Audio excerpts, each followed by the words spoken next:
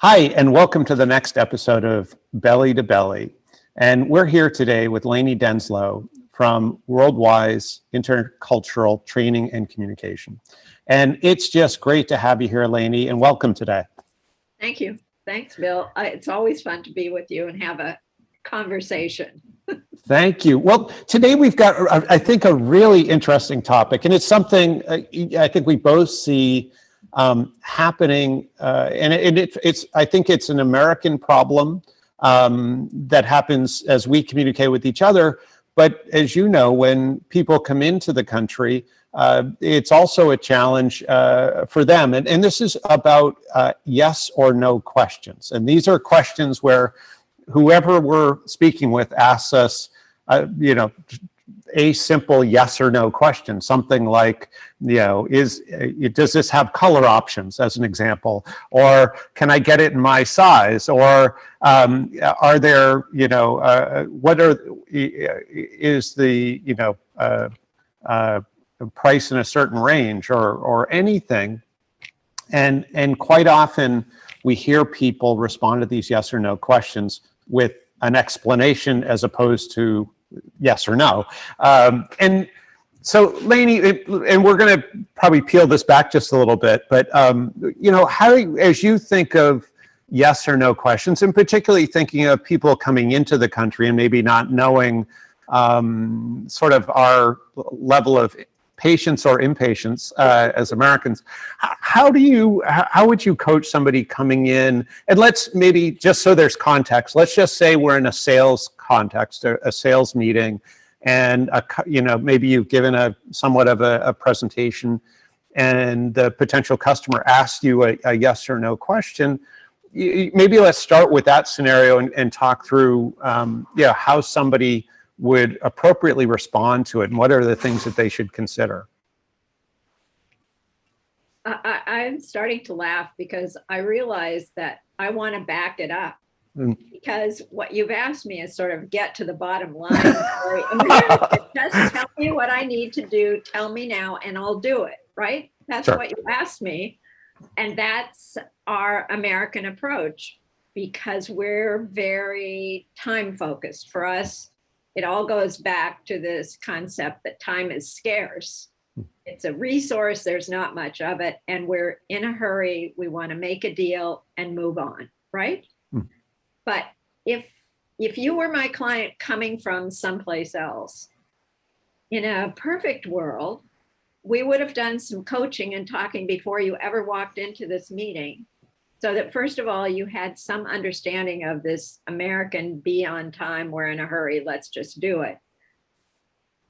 And there are several things that play into that conversation. First is understanding that because we're in a hurry, we would rather hear, yes, I can do it clearly, or no, I can't do it clearly. We listen for data and facts. Tell me what I need to know so I can make a decision. And I had another thought that just flew off, which will come back in a minute. So, and that is quite different than many parts of the world, let's say the Middle East, China, where there's a different sense of time and the importance of the relationship between the parties. So communication is as much about nurturing and not disturbing the relationship as it is about communicating data and facts. Everybody wants to make the deal. It's how you approach it. So it's hard for somebody, especially if there's a no or a maybe, it's hard for somebody to understand that they can say to you, no, we can't give it to you in 10 sizes. We can only give it to you in this range. Because they don't want to lose the deal, lose the relationship, insult you. And they don't have an idea of saying, well, right now we only do it in these 4 sizes, but if you can give us an extra 2 months, we can get the sizing adjusted. We're kind of accustomed to, well, we can't quite get there, but this is what we could do, which is a long way from still more clear than a long explanation that you stop listening to, because you hear it as no, you don't hear the maybe we could get there. You have to ask us some more questions. So I'll throw out another scenario, and my guess is we can probably get to, after a little dialogue here, we can get to some suggestions. But the next scenario I'd like to throw out is, so let's just imagine now I'm pitching to an investor, and an investor asks me a yes or no question about about the business opportunity and whatnot. And I guess my observation of investors and also of potential customers, and particularly investors, is quite often investors are asking you questions somewhat because they want the answer, but also because they have a point to make. And what I've seen people do is, again, respond to that yes or no question. And quite often there's very limited time to respond to investors. You only have 5 or 10 minutes to pitch, and they maybe have 5 or 10 minutes to ask questions. I mean, it can be very curt.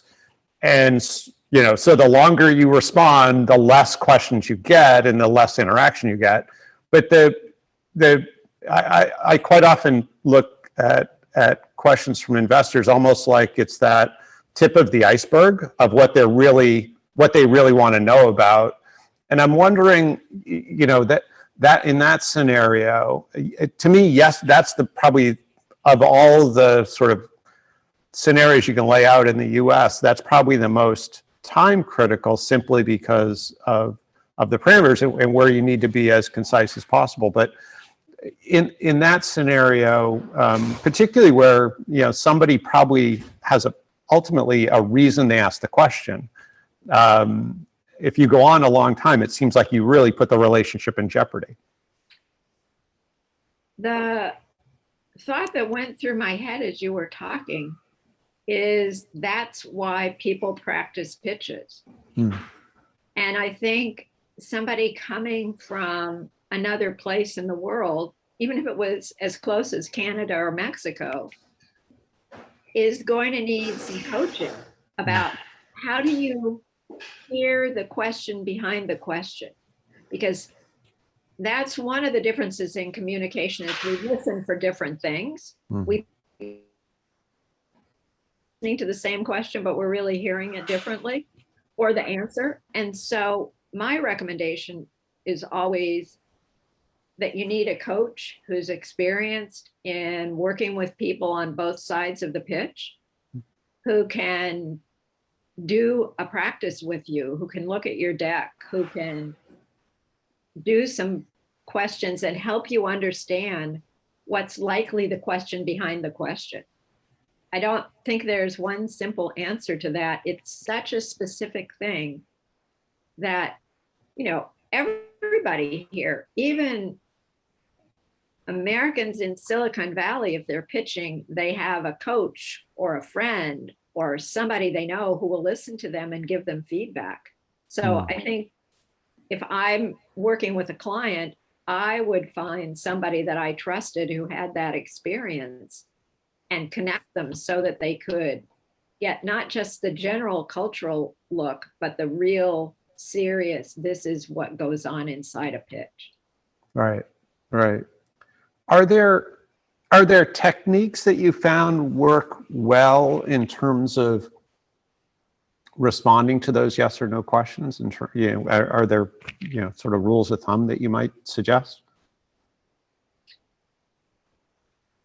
I think the hardest thing is two-pronged.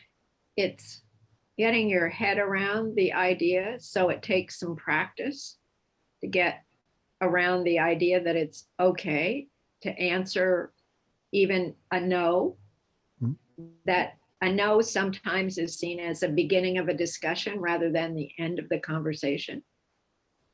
And I don't think there is a one size fits all answer, because it's so much about also for any of us, Americans too, is not wanting to disappoint a customer or disappoint a potential investor.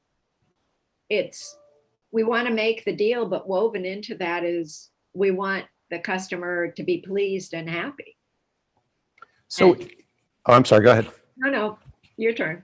Well, I was just going to ask, so is there a way, do you think, to answer it and then ask a question? In other words, you could say yes or no, but my guess is there's a reason you're asking that question. Is there something you're hoping to achieve? Yeah.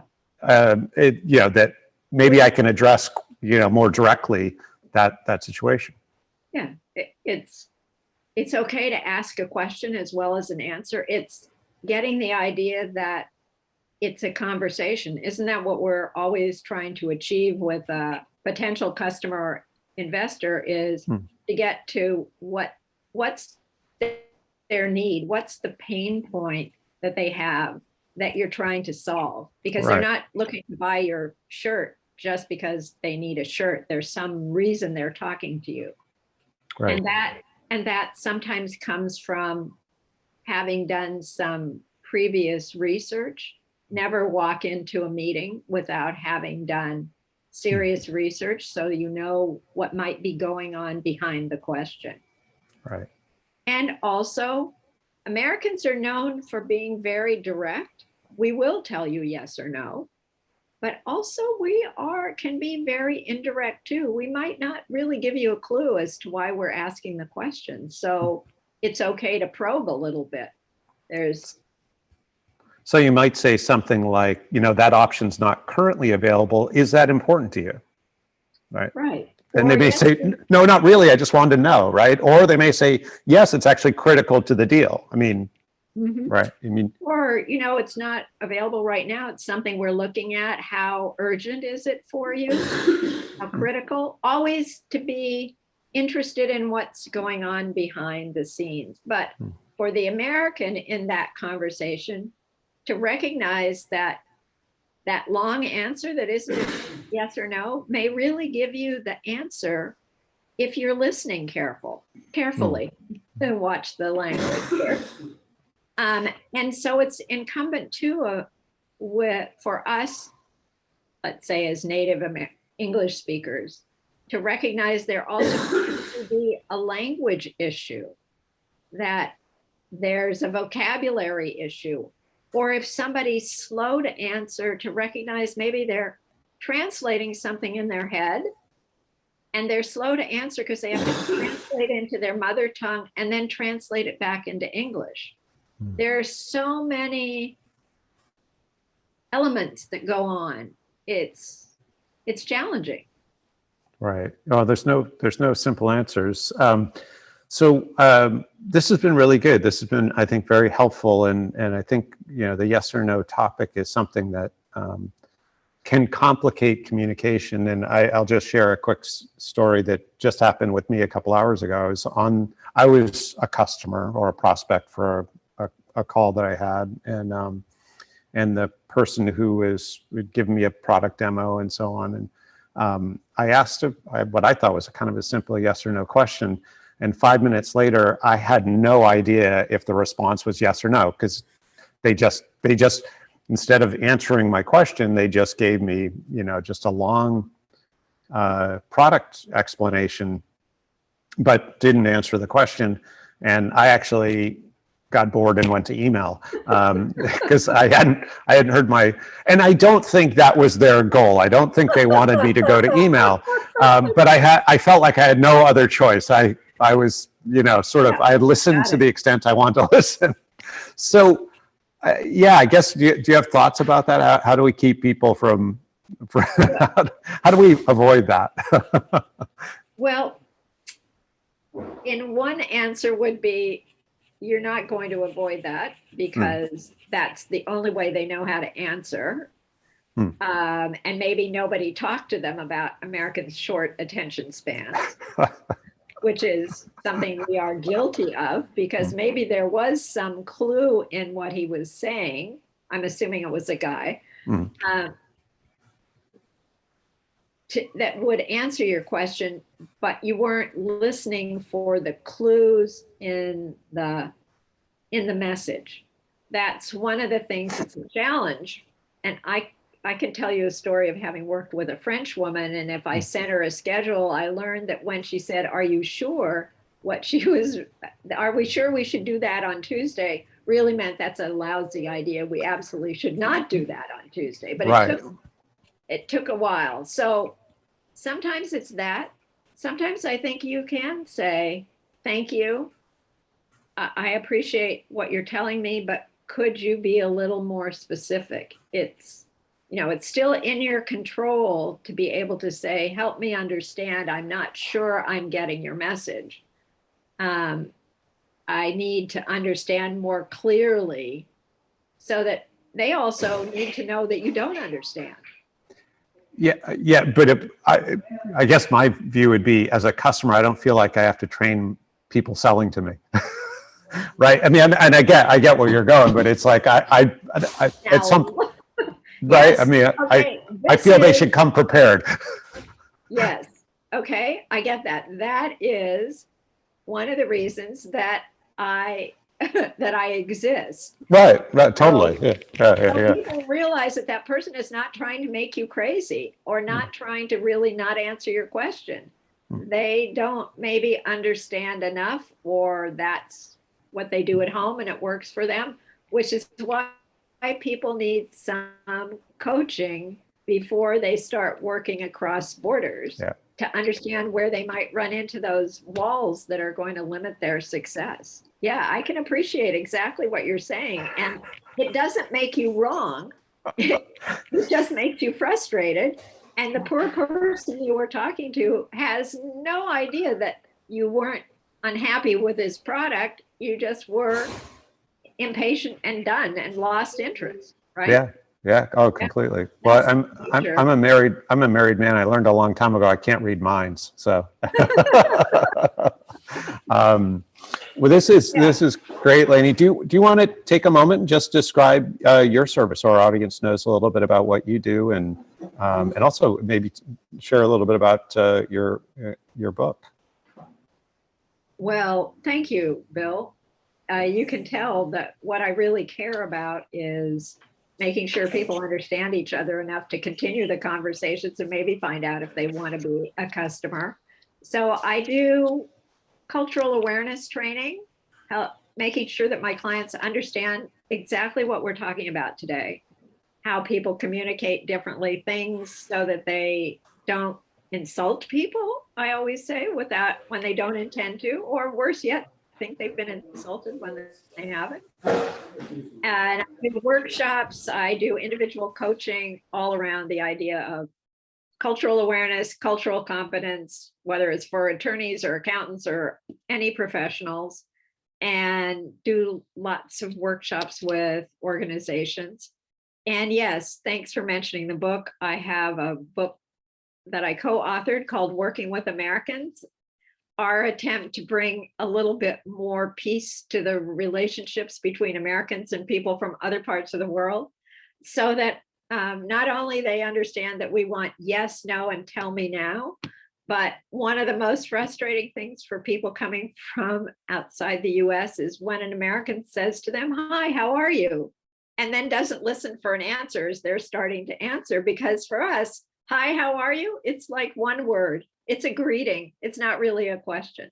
So I want to take the friction out of those small things that can really interfere with their being business done. And I have to say that I love being part of Softland Partners because I've met such interesting people and learned a lot. So that's been a great experience for me. So thank you for that. Oh, thank you. That's very kind, and congratulations on all the great work you're doing. And I think you gave some really good insights today. So I really, really appreciate that. But anything else that you want to share in closing on this topic?